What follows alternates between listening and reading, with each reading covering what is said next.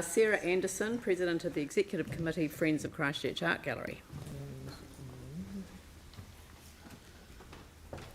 Hi. Hello. I'm feeling slightly schizophrenic because I'm back again. That's all right. But I have got my President of the That Friends. we all have many roles in our busy lives. Yeah. So for this submission, I'm representing the nearly 1,000 strong membership that we have with the Friends. And just wanting to draw your attention to the proposal to cut both the level of service that the gallery provides to schools, that's the education program, by 25%, and the cut back to the late night and public, the 25% cut back to public programming.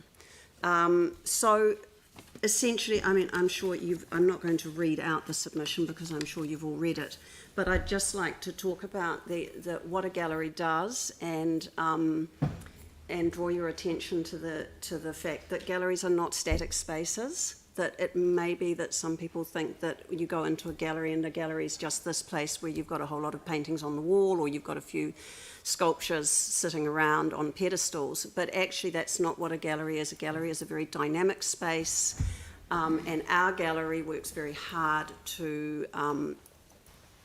actually engage with the public through lots of different events, programs, value-added things that actually educate people about what they're looking at, but also just bring people into that broader conversation about art, both its historical context, its the way it reflects our local community, and also the international community in the wider world. And I think it's particularly the gallery since the earthquakes has really shown how important that engagement is. They ran all the outer spaces programs.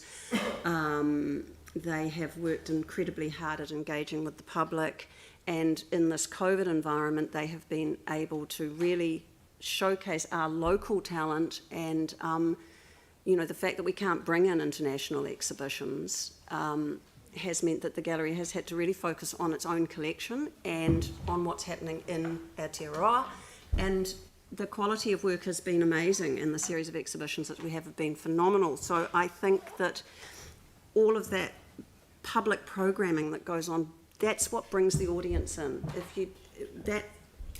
People, I think, just left to their own devices think that galleries are this very rarefied space, but in fact they're not. And when we have these wonderful events that the gallery puts on, the nighttime events, the events that involve music, the events that involve performance, the events that involve food, the night markets, all those things, that gets a really wide audience in there. You get all kinds of people coming in, and then you get them going up into the gallery spaces and really looking at the work.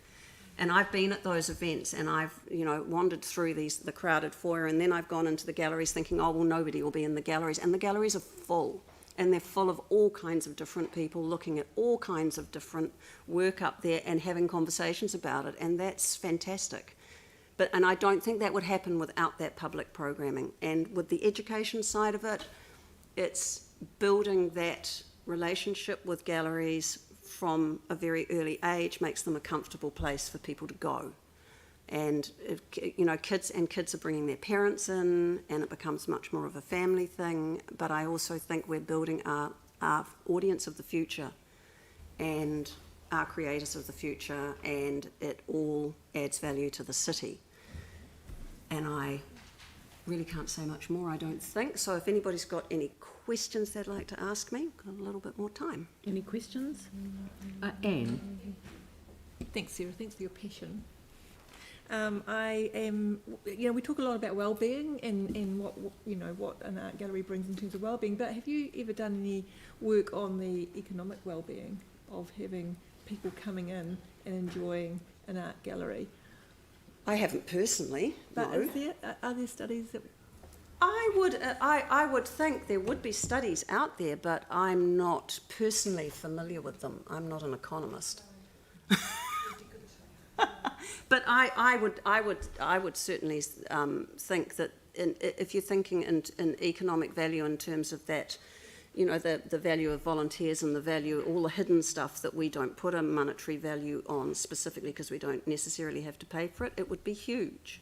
Yeah, and I think if you're talking about well-being, mental well-being, it'll be huge. Yeah.